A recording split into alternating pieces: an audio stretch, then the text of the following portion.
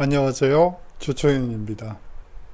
9월 8일 수요일 세계사 탐구 시작하도록 하겠습니다. 오늘은요, 시멘트와 콘크리트 이야기를 가지고 수업을 할까 합니다. 뒤에 있는 모습은 로마 포럼의 모습입니다. 로마 포럼, 포럼이라는 뜻은 이탈리아어로 이 광장이라는 뜻이기도 합니다. 그래서 이 로마 포럼의 모습인데요. 이 건축물들은 대부분 시멘트와 콘크리트로 만들어진 것들입니다. 그래서 한번 가지고 와 봤고요. 오늘 강의는 시멘트와 콘크리트의 역사를 한번 전체적으로 살펴보는 시간을 마련해 봤습니다. 오늘은요, 이 인류는 언제부터 시멘트와 콘크리트를 활용해 건축을 했을까요? 한번 여러분들께 물어보고 싶네요. 언제부터일까요? 그리고 로마 시대의 도로는 왜 울퉁불퉁하게 만들었을까요?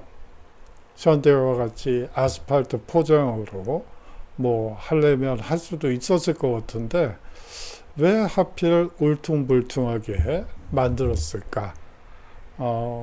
라는 의문이 들 수도 있을 것 같습니다. 다음으로 포틀랜드 이 시멘트는 언제부터 상용화 되었을까요? 이러한 물음을 가지고 한번 수업을 진행해 보도록 하겠습니다. 시멘트를 피라미드에 사용했다고? 당연히 의문문이 붙어야 될 것 같아서 그 표지에 한번 이런 의문문을 한번 붙여봤어요. 스핑크스의 모습과 피라미드의 모습입니다. 이러한 것들이 시멘트, 콘크리트와 벽돌로 이루어졌다는 점 보여드리고 싶어서 한번 가지고 와봤고요. 이 시멘트는 이 접착제라는 뜻을 가진 그리스어 시멘토스에서 유래된 말입니다. 한마디로 말하면 그냥 시멘트는 접착제다 라고 여러분들이 이해하시면 될 것 같아요. 단, 이 건축 재료로 쓰이는 벽돌이나 돌 같은 석재를 이어붙이는 접착제로 이해하시면 되겠죠. 인간이 시멘트를 사용하기 시작한 것은 약 7,000년 전부터입니다. 상당히 오래됐죠. 사실상 도시 문명이 만들어지기 시작한 무렵부터 인류의 문명과 함께한 것이 시멘트라고 볼 수 있다는 얘기가 될 것 같습니다. 이집트 피라미드는 시멘트를 사용한 대표적인 건축물이고요. 피라미드에 사용한 시멘트는 다름 아닌 석회였습니다. 7,000년 전부터라고 하면 이제 신석기 문명에서 청동기 문명으로 넘어가는 시기를 말하는 것이죠. 청동기 이후의 시대를 우리가 철기 시대라고 합니다. 그래요. 그러면 현대사회는 어떤 시대죠? 다양한 의견들이 지금 제가 들리고 있어요. 환청이군요. 그냥 이게 역사 얘기다 보니까 제가 맡은 과목들이 전부 역사거든요. 그러다 보니까 맨날 옛날 얘기만 해요. 옛날 얘기만 하고 또 비대면 수업이다 보니까 혼자 중얼중얼거리고 그러다 보니까 제가 무슨 병에 걸린 것 같다는 느낌도 종종 그러면서 우울해지기도 하고, 이 코로나가 저한테도 큰 타격을 주고 있는 것 같습니다. 그래요. 지금은 철기 시대라고, 지금도 철기 시대죠. 뭐 어떤 사람들은 반도체 시대다, 뭐 플라스틱이다, 뭐 이렇게 얘기하시는 분들도 있던데요. 지금은 큰 덩어리로 봤을 때 철기 시대라고 볼 수 있습니다. 자동차를 플라스틱으로 만들 수는 없잖아요. 뭐 배를 플라스틱으로 만들 수는 없을 것 같아요. 어떤 특정 부분을 플라스틱으로 만들 수는 있겠지만 그 골조 자체를 이 플라스틱으로 만드는 것은 불가능하죠. 지금도 사실상 철기 시대의 연장이라고 볼 수가 있을 것 같습니다. 신석기 혁명과 이 청동기 시기, 신석기 혁명은 뭐 사실상 이 인류에게 엄청난 변화를 주었죠. 어떤 변화를 주었을까요? 소위 말하는 농경과 목축을 하게 되면서 그 이전에는 자연을 활용하기만 했죠. 자연을 통해서만 먹고 살 수가 있었어요. 자연의 한계에 따라서 사람이 왔다 갔다 하는 그런 구조라고 볼 수가 있습니다. 하지만 신석기 혁명이 이루어지면서 사실상 인간들은 먹고 사는 문제를 스스로의 노동력을 통해서 농업을 그리고 목축을 하면서 생계를 유지하게 됐습니다. 예전에는 그 동물들을 잡아먹고 나달들을 채취해가면서 과일들을 채취해가면서 먹고 살았다면 이제 신석기 시대가 되면서 인간이 인간의 이 노동력을 가지고 스스로 이 자연을 활용해서 무엇인가를 만들어내는 어떻게 보면 인간이 가지고 있는 가장 큰 특징이었던 이 노동력을 통해서 자연을 가공하고 그 속에서 먹고 사는 문제를 해결하는 그러한 구조로 바뀐 것이 신석기 혁명이라고 여러분들이 이해하시면 됩니다. 사실상 그 시대부터 이미 시멘트가 사용되었다고 보시면 되는 것이죠. 그리고 이 시멘트를 통해서 도시 문명이 나타나게 된다고 여러분들이 이해하시면 될 것 같아요.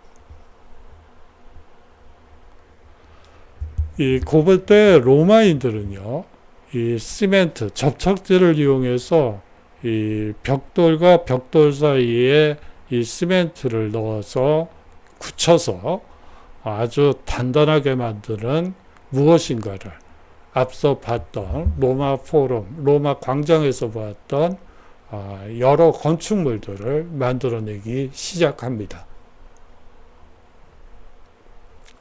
콜로세움의 모습입니다. 이것 역시 시멘트와 콘크리트로 만들어진 것이고요. 이쪽 로마 도로가 있습니다. 여기 자세히 보이진 않지만 아주 울퉁불퉁하죠.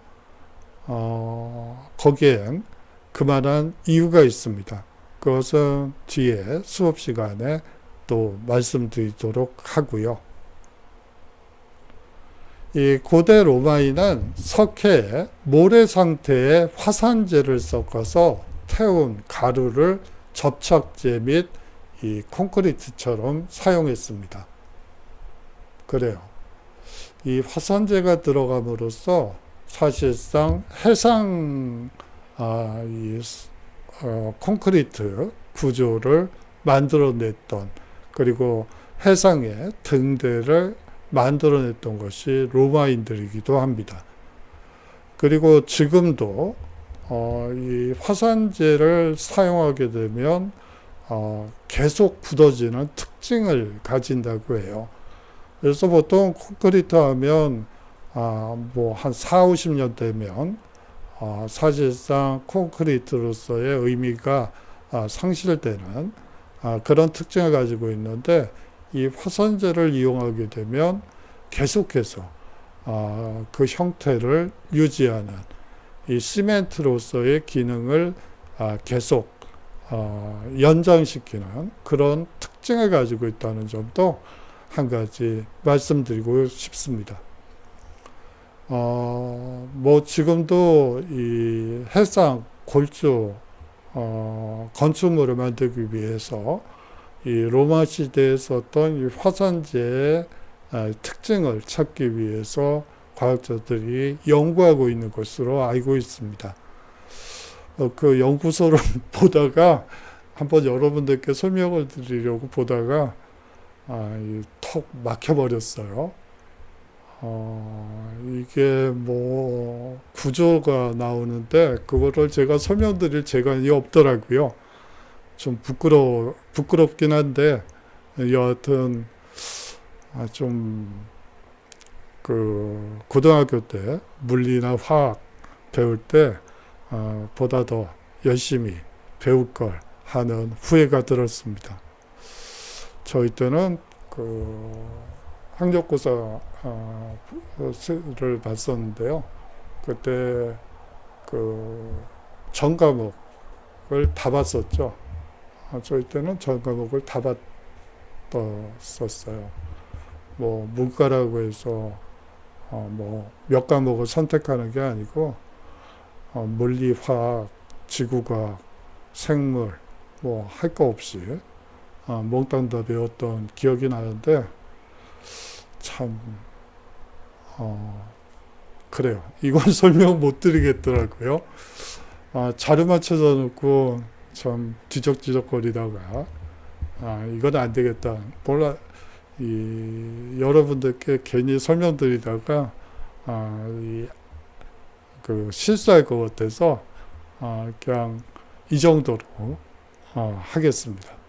여하튼 이 화산재를 이용한 이 시멘트는 사실상 해상 위에서 계속 굳는 특징을 가지고 있다는 연구가 요 근래 계속 나오고 있어서 한번 관심 있게 계속 보고 있었어요. 이 로마인들은 벽돌을 쌓아 올려서 벽을 두 겹으로 하고 그 사이에 시멘트를 넣어서 굳히는 작업을 통해서 견고한 건축물을 축조했던 것이죠. 기원 후 79년경에 유명한 박물지를 저술한 로마의 정치가이자 저술가인 대 플리니우스는 짠 바닷물 파도의 공격에 쉴 새 없이 노출되는 항구의 시멘트 구조물들이 파도에도 끄떡없이 매일매일 강해지는 돌덩이가 돼가고 있다고 쓰고 있습니다. 현대 해양 시멘트 구조물들은 수십 년 안에 부서지게 마련이죠. 하지만 2000년 된 로마 시대 부두와 방파제는 처음 건축되었을 때보다 더 강해졌다고 합니다. 그렇다면 여러분들이 이 성분을 잘 연구를 한다면 상당히 유용한, 현대에서도 써먹을 수 있는 이 아주 중요한 연구 결과를 여러분들이 만들어낼 수 있겠죠. 이 중국과 로마의 대규모 토목공사를 살펴보도록 하죠. 동아시아의 중국과 유럽의 로마가 기원전 3세기경 세계사의 전면에 등장하기 시작합니다. 이들은 동시에 대규모 토목공사를 일으키게 되죠. 아시아에서는 인공위성에서도 확인할 수 있다고 이야기되고 있는 만리장성을, 유럽에서는 아직까지도 도로로 사용하고 있는 아피아 가도가 건설되게 됩니다. 이 아피아 가도는요, 사유지 구간이 끝나는 곳부터 아스팔트로 포장돼 아직도 자동차 도로로 사용될 정도로 견고하게 만들어져 있죠. 이탈리아의 로마와 브린디시의 이 사실상 450km 구간을 잇는 이탈리아 7번 국도는 2300년이 지난 지금까지 도로로 활용되고 있습니다.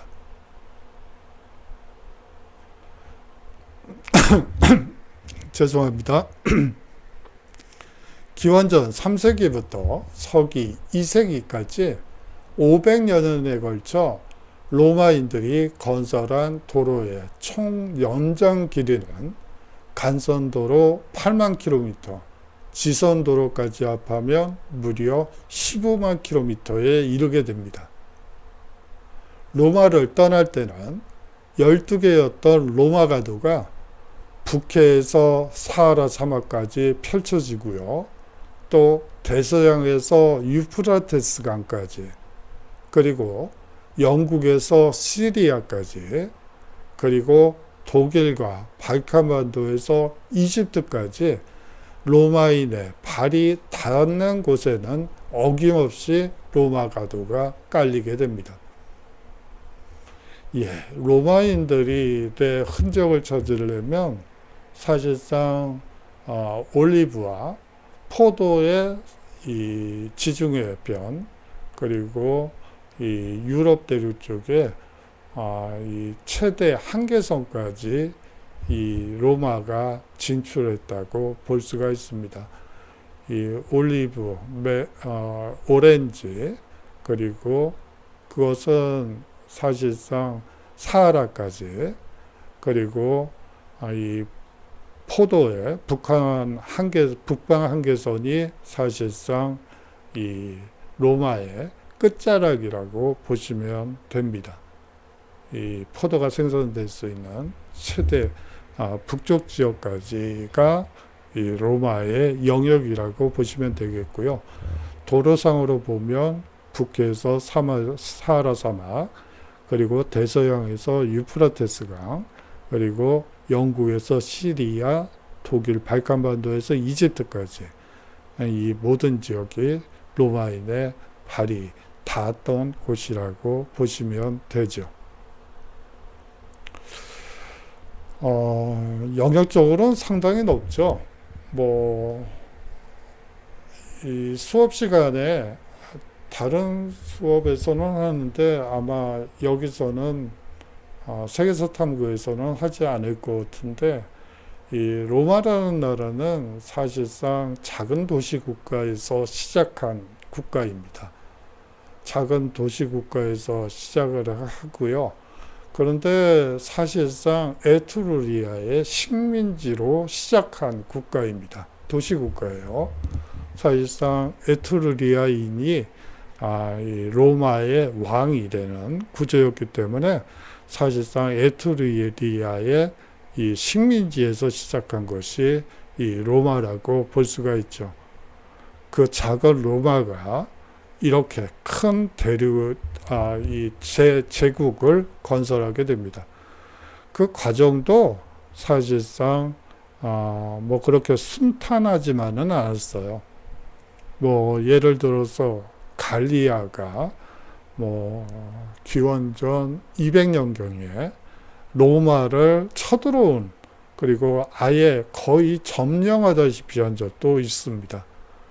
사실상 아주 한심한 나라였다고 볼 수가 있는데, 그러한 한심한 식민지 시절을 극복하고, 그리고 외적의 침입을 극복하고 대제국을 건설하게 되는 과정도 여러분들이 한번 관심 있으신 분들은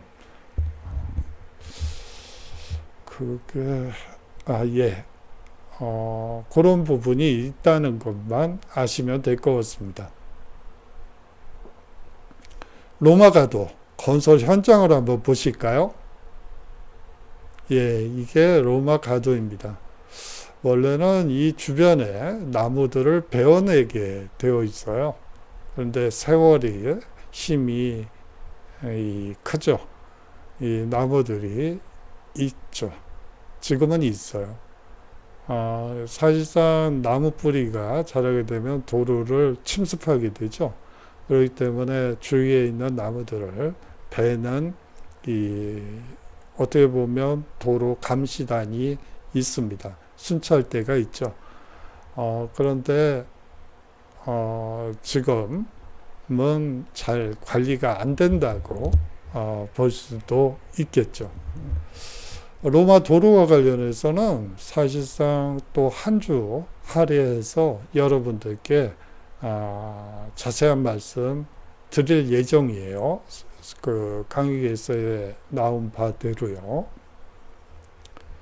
이 앞에서도 언급했지만 로마 가도를 건설할 때는 시멘트를 쓰지 않았습니다.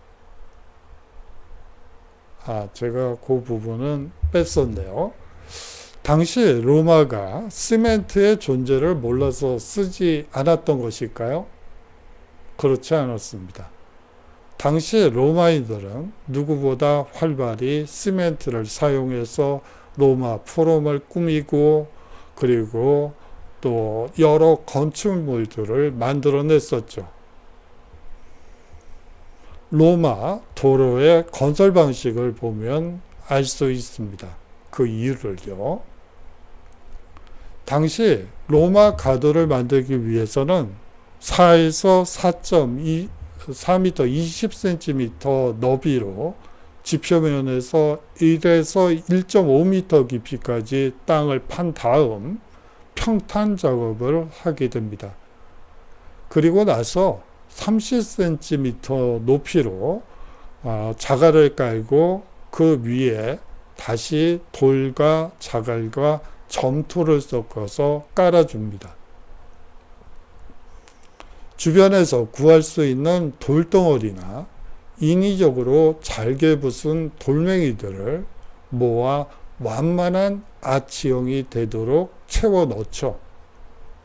이렇게 도로의 기초를 다 다진 후에 저편면이 딱 들어맞도록 사박 70m 정도로 자른 마름돌을 까는 것으로 가도 건설을 마무리하게 됩니다. 그렇다면 로마 도로에 이 시멘트를 사용하지 않은 이유는 무엇이었을까요?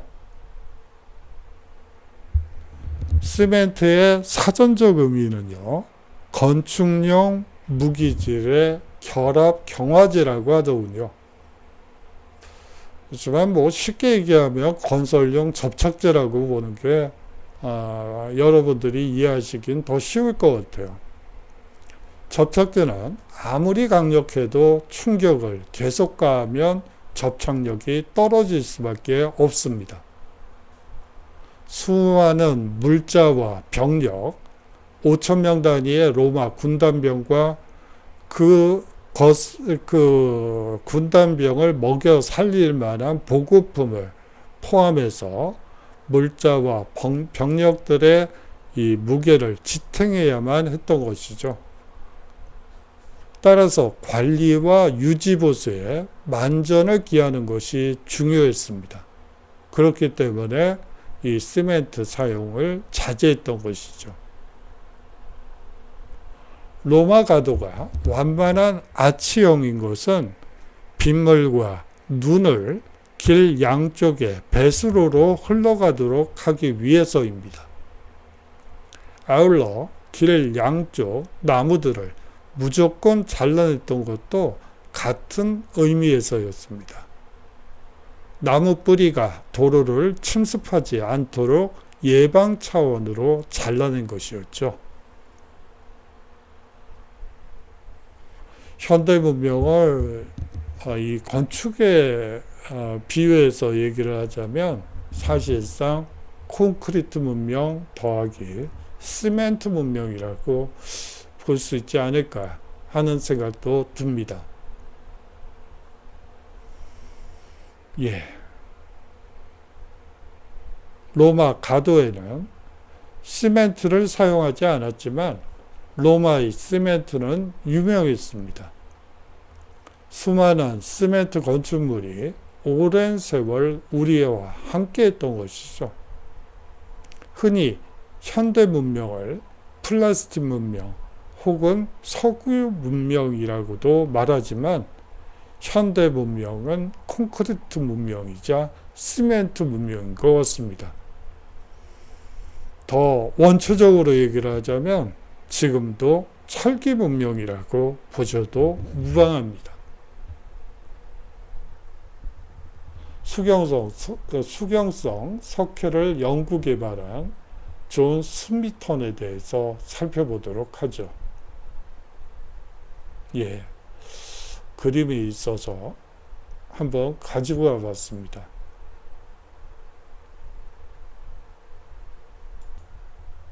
현대적인 의미의 시멘트 개발과 사용은요, 18세기 무렵부터 시작됐다고 볼 수가 있습니다.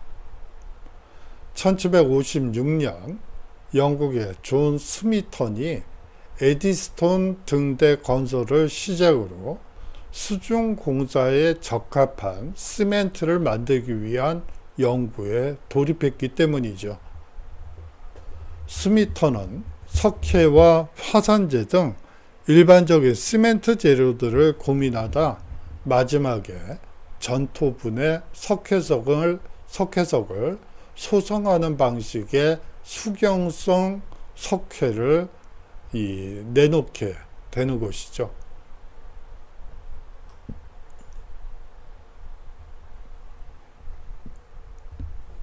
다음으로 어느 벽돌공이 개발한 시멘트입니다. 우리가 포틀랜드 시멘트라고 하는 그 시멘트를 개발했던 사람이 이 벽돌공 출신이기 때문에 한번 제목을 이렇게 적어봤습니다. 이분이세요. 사진이 그럴듯한 게 별로 없더라고요. 그래서 해상도가 제일 좋은 걸로 한번 구해봤는데, 그로부터 40년 후에 이 제임스 파커가 로만 시멘트를 개발하게 됩니다. 이는 1시간 이내에 응결 경화되는 급결성 시멘트인데요. 공사장에서 흔히 보는 지금의 시멘트는 1824년 영국의 벽돌공이었던 조셉 에스프딘에 의해 만들어진 것입니다. 당시 그는 이 석회석과 점토를 혼합하고 융제를 사용해서 융점을 낮춰 제조하는 방식으로 새로운 시멘트를 만들어 특허를 출원하게 되죠. 정확한 특허명은 이 인조석 제조법의 개량 특허였습니다. 그는 잘게 부순 석회석 가루를 불에 굽고 거기에 점토와 물을 섞어 건조시킨 뒤 고온에서 굽고 여기에서 생기는 덩어리를 잘게 부쉈을 뿐이었어요. 사실상 그렇게 해서 시멘트가 만들어졌다고 볼 수가 있겠죠. 그러나 이 사소한 개량이 현대 시멘트의 원형이라고 볼 수 있습니다.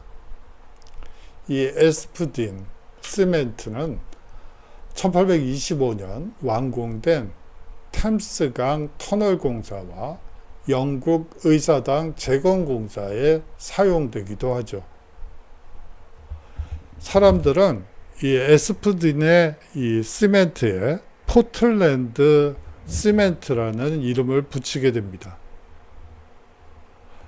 이 시멘트의 색깔이 영국령 포틀랜드 섬에서 나오는 석재와 색깔이 비슷하다고 해서 붙여진 이름이었죠.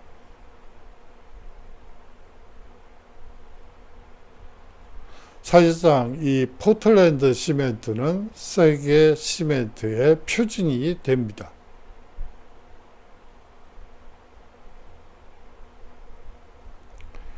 SPD의 이 특허에 매료된 회사 중에 이 화이트사가 있습니다. 그래서 이 화이트사는 SPD에게 제휴를 요청했죠. 하지만 이 SPD는 이를 거절하게 됩니다. 그는 독자적으로 시멘트 사업을 추진했던 것이죠. SPD의 독자 노선에 반발하고 제휴에 실패한 화이트사는 1844년 SPD이 규명하지 못한 석회석과 점토의 배합 비율과 소송 온도의 조건을 밝혀냈고, 화이트사는 결국 포틀랜드 시멘트 제조에 나서게 됩니다. 이렇게 되면서 이 SPD과 화이트사 사이에 특허권 분쟁이 발발하게 되죠. 이때 이 포틀랜드 시멘트는 세계 시멘트 산업의 표준이 되었고, 지금까지도 건재함을 과시하고 있죠. 지금 우리가 쓰는 시멘트 역시 포틀랜드 시멘트라고 볼 수가 있겠죠. 이제 콘크리트, 철을 만나게 됩니다. 콘크리트가 철을 만났을 때 어떤 모습이 될까요? 바로 이런 모습이, 이제 이것이 굳어지면 하나의 건축물이 되겠죠. 시멘트는 콘크리트와 밀접한 관련을 가지고 있습니다. 시멘트에 모래와 자갈 등 골재를 적당히 섞고 물을 넣어서 반죽한 것이 콘크리트이기 때문입니다. 콘크리트는 만드는 방법이 간단하고 내구성이 강해서 건축의 주요 재료로 사용된 역사가 아주 깁니다.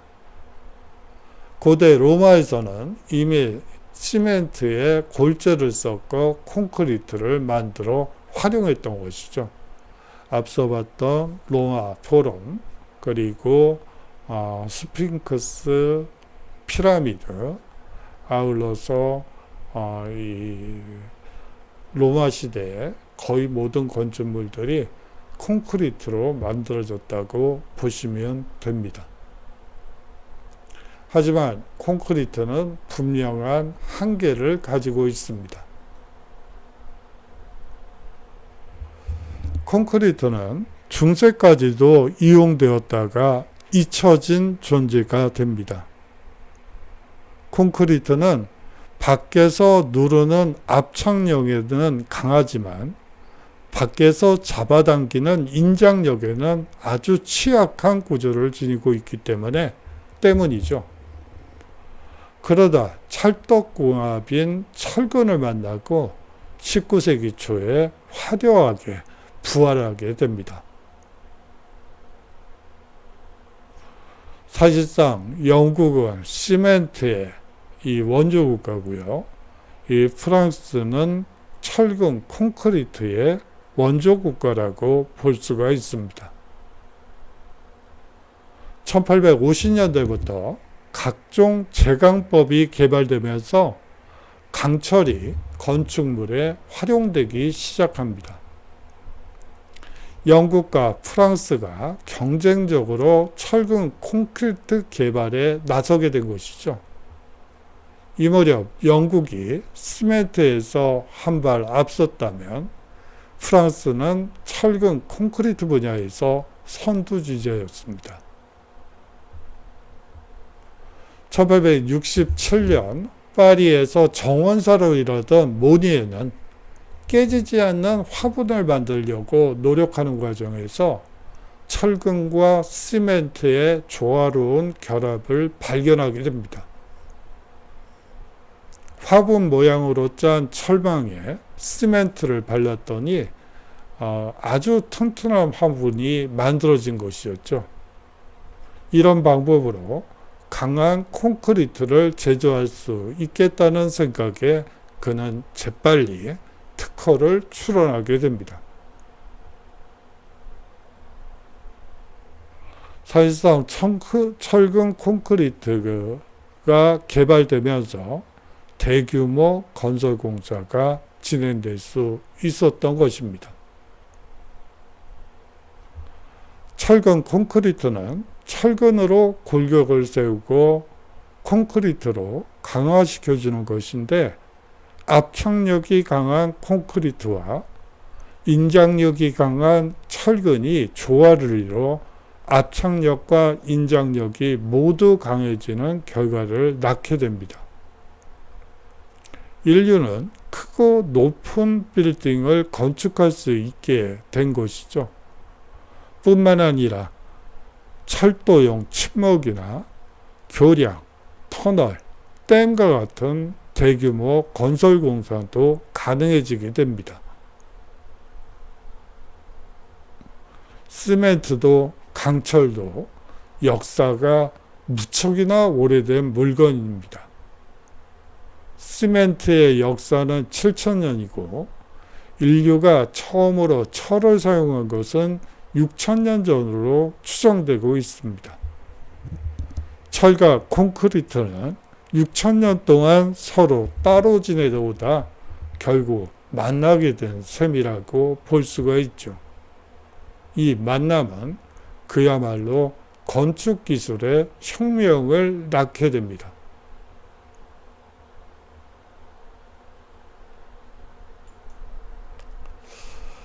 우리가 보통 새로운 기술을 만들어낼 때 하늘에서 뚝 떨어지는 것이 아니고 서로 상관이 없는 것 같은 것들을 이런 식으로 결합해서 융합시켜서 이 새로운 기술을 만들어낸 것이 아닌가 하는 생각도 듭니다.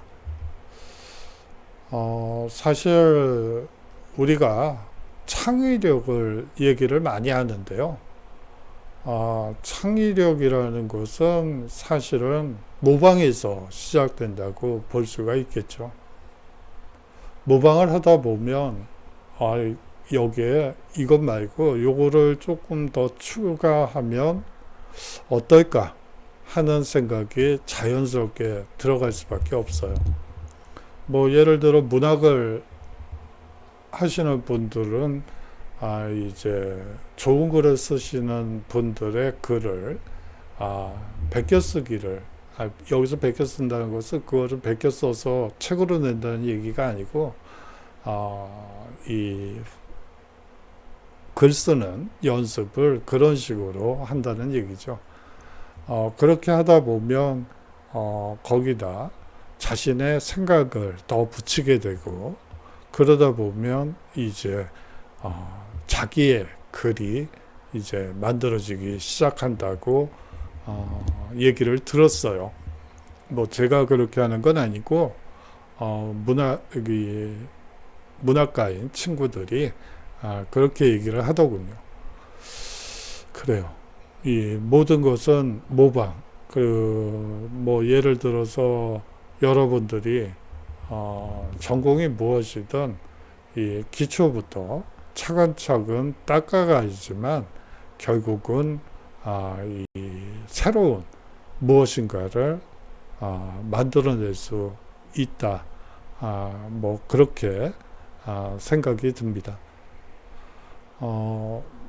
뭔가를 새롭게 만든다는 것에 너무 압박감을 가질 필요는 없을 것 같아요. 약간씩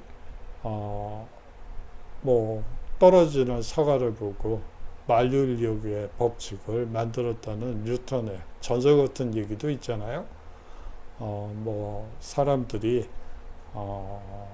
어떻게 보면 관성적으로 하는 것들을 잘 관찰하고 보다 보면 무엇인가 그것을 설명하는 과정에서 새로운 것이 만들어질 수도 있지 않을까 하는 생각도 드네요. 제가 좀 옆으로 샜네요. 오늘 2주차네요. 그래서 과제를 하나 드리도록 하겠습니다. 제가 주차 과제란을 만들어 놓을 테니까 거기다 올려주시면 됩니다.